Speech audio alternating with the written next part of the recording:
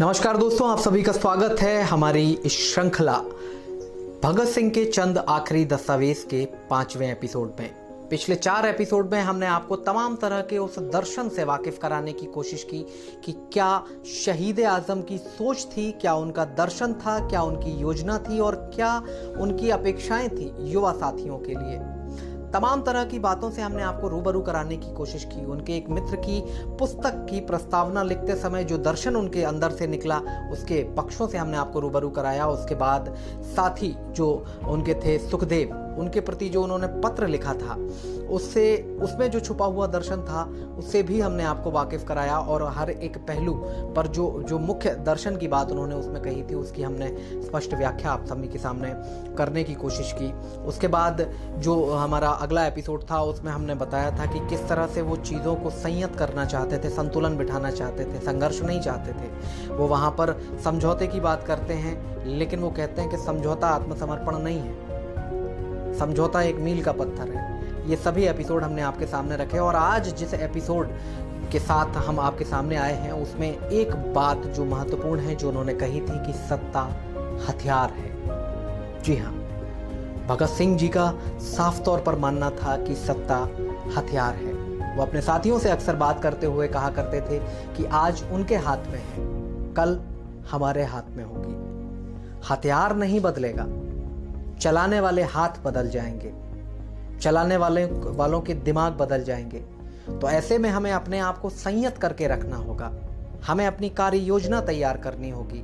हम किस समाजवाद की लड़ाई लड़ रहे हैं, किस परिपाटी पर आगे जाना चाहते हैं और कौन सी वो चीजें हैं जो कि हमें अंग्रेजों के इस शासनकाल में नहीं मिल रही हैं। कई लोग, वो बड़ी शिकायत उन्हें रहती थी, अक्सर ये बड़ी उनको शिकायत रहती थी, बोलते लोग लड़ते हैं लेकिन बहुत बड़ी भीड़ को तो यही पता नहीं है कि वो क्यों लड़ रहे हैं। उद्देश्य होना चाहिए भाई एक लड़ने का, कि आप डंडा उठा के चल दोगे किसी को भी मारने, ये तो नहीं है। आगे आने वाला जो भाग है जिसमें हम आपको बमकांड के बाद उनके सेशन कोर्ट और हाई कोर्ट के बयान के बारे में बताने वाले हैं, उसमें आप देखना कि उनकी सोच क्या थी। तो बड़े ही सहज अंदाज में अपने साथियों से बात करते हुए कहते हैं कि सत्ता हथियार है, हथियार नहीं बदलेगा, हमें स्वयं को बदलना होगा। कल हमारे हाथ में आएगी, हम निरंकुश हो जाएं तो हम अंग्रेजों से बुरे हैं। वो एक बात और कहा करते थे कि ये जो नियम कायदे कानून यहाँ पर बन गए हैं, ये इनके माध्यम से हम सदियों गुलाम रहेंगे। अंग्रेज चले जाएंगे लेकिन नियम कायदे यही रहेंगे, और अगर नियम कायदे ये रह गए तो हम गुलामी की ही जिंदगी जिएंगे।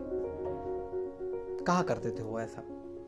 तो सत्ता के विषय में जब उन्होंने अपने साथियों से चर्चा करते हुए कहा, तो जब मंथन हो रहा था तो वो कहते हैं कि बुद्धि और विवेक के आधार पर हमें अपनी योजना पर काम करना होगा, हमें अपनी कार्य योजना तैयार करनी होगी। भविष्य का भारत कैसा होगा, अंग्रेजों के बाद का भारत कैसा होगा, हम शिक्षा पर बात क्यों नहीं करते, हम संस्थाओं पर बात क्यों नहीं करते, हम समाज की जो उन्नति है उस पर विषय पर बात क्यों नहीं करते। ये पूरी की पूरी इसी योजना का हिस्सा होना चाहिए इन सब चीज़ों को। हम क्या उस दिन के लिए इंतजार करेंगे जब अंग्रेज यहाँ से चले जाएंगे और उसके बाद हम कहेंगे कि अब हमें करना क्या है? हम कहाँ खड़े होंगे उस परिस्थिति में? तो वो इसलिए उन्होंने जो एक वाक्य इस्तेमाल किया इस चर्चा के दौरान कि सत्ता हथियार है, वो कहते थे कि जड़, जो चीज़ जड़ है वो नहीं बदलेगी, जिसमें चेतनता है वही बदलेगी। यानी कि हमारे अंदर हमें बदलाव करना होगा। ऐसा नहीं कि सत्ता हमारे हाथ में आए, हथियार हमारे हाथ में आ गया। उन्होंने कहा कि सभी चीज़ों का दमन करने के लिए, अपने आप को स्थापित करने के लिए और अपने आप को श्रेष्ठतम साबित करने के लिए हमेशा सत्ता ने इसका उपयोग किया है। नियम कायदे कानूनों का और अपनी शक्तियों का दुरुपयोग किया है, दमनकारी नीतियों का प्रयोग किया है और स्वयं को निरंकुश बनाने की कोशिश की है। तो कल अगर हम सत्ता में आ जाते हैं तो क्या हम ऐसे नहीं हो जाएंगे? तो इसके लिए हमें एक अवधारणा गढ़नी होगी, एक परिकल्पना बनानी होगी, एक नियम बनाने होंगे जिन पर हमें चलना होगा, जिन पर हमें काम करना होगा। अन्यथा आज़ादी तो हम पा लेंगे, लेकिन जिस भारत की योजना हमारे दिमाग में है, आपको क्या लगता है कि आज भगत सिंह होते तो क्या कर रहे होते?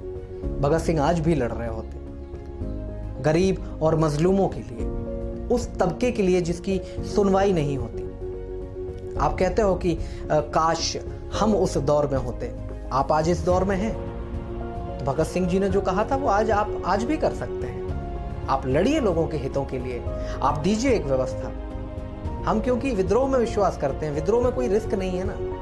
विद्रोह किया, आगे बढ़ गए, निकल गए, कोई जिम्मेदारी नहीं। क्रांति में एक जिम्मेदारी होती है, आपको चलना पड़ेगा, आपको तय करना पड़ेगा कि आप क्या परिणाम दोगे, योजना बनानी पड़ेगी, आपको रुकना पड़ेगा। पूरा जो श्रेय है वो आप ही को मिलेगा। अब चाहे वो नकारात्मक हो या सकारात्मक हो, रिस्क आप ही को लेनी है। एक लाइन तो आपने सुनी होगी कि रिस्क से ही नाम बनते हैं। तो आज अगर भगत सिंह होते तो उस गरीब मजलूम तबके के लिए लड़ रहे होते, वो कहते हैं इसीलिए।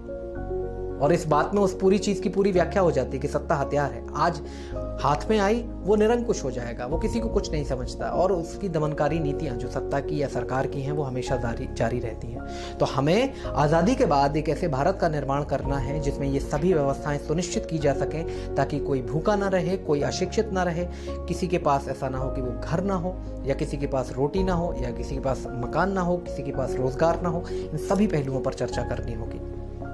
तो वो कहते थे कि इस सत्ता का कैसे प्रयोग करना है, क्योंकि सत्ता हथियार है। अगर हमने इसका सही से प्रयोग नहीं किया तो ये वो हथियार है जैसे आज अंग्रेज चला रहे हैं, कल हम चलाएंगे, और लोगों को इसका फिर कोई फायदा नहीं रह जाएगा, आज़ादी के कोई मायने नहीं रह जाएंगे। तो दोस्तों, इस पूरे दृष्टांत में से जो सबसे अच्छी बात निकल करके आती है वो यही जो उन्होंने कहा था कि जो जड़ है वो नहीं बदलेगा, जो चेतन है वही बदलेगा। आप चेतन हैं, आप मनुष्य हैं, इसलिए आपके अंदर असीम संभावनाएं हैं। तो सोचिए कि आज अगर भगत सिंह होते तो वो क्या कर रहे होते। आपका उत्तरदायित्व तो भी वही करने का बनता है, लेकिन लाठी लेकर नहीं, संतुलन के साथ और सृजन के साथ। विसर्जन हमें करना है, विध्वंस नहीं करना है। तो मुझे उम्मीद है कि ये सारी की सारी बात जो है वो आपकी समझ में आई होगी कि वो क्यों ऐसा कहा करते थे कि सत्ता हथियार है। इसके अलावा बड़े ही सुलझे हुए किस्म से वो जब अपने लोगों के बीच में बैठा करते थे तो विवेक की बात करते थे। वो कहते थे कि बुद्धि और विवेक का प्रयोग करना बहुत आवश्यक है। आप नहीं करोगे तो आप एक बेहतर संरचना नहीं बना सकते। आप उस समाज की परिकल्पना कैसे गढ़ोगे, आप उस समाज की अवधारणा कैसे गढ़ोगे जो कि आपको चाहिए। तो योजनाओं पर बात करने की बात करते थे, योजनाएं बनाने की बात करते थे, और तमाम तरह के दर्शन जो है उनके दृष्टांत में निकल करके आते हैं। ये जो भाग है उसका उद्देश्य यही था कि आप तक ये बात पहुंचाई जा सके कि जो जड़ है वो नहीं बदलेगा, जबकि जो चेतन है उसमें बदलाव की हमेशा संभावनाएं बनी रहेंगी। तो आप भी बदलिए, क्योंकि शहीद आज़म कुछ ऐसा ही चाहते थे। अब आपको तय करना है कि आपके अंदर बदलाव लायक चीज़ें क्या कुछ हैं। हमारे इस एपिसोड में फ़िलहाल इतना ही। अगर आपने अभी तक हमारा ये चैनल सब्सक्राइब नहीं किया है तो सब्सक्राइब कर लीजिए। अपने मित्रों के साथ हमारी श्रृंखला को भी साझा कीजिए ताकि उन तक भी ये जानकारी पहुंच सके। आगे आने वाले भागों में भी हम कुछ ऐसे ही दृष्टांत और ऐसे ही कुछ तथ्यों के साथ आप सभी के सामने बात रखने जा रहे हैं। तो इंतज़ार कीजिए अगले भागों का। इस भाग में फ़िलहाल इतना ही और मुझे दीजिए इजाज़त। बहुत बहुत शुक्रिया, बहुत बहुत धन्यवाद।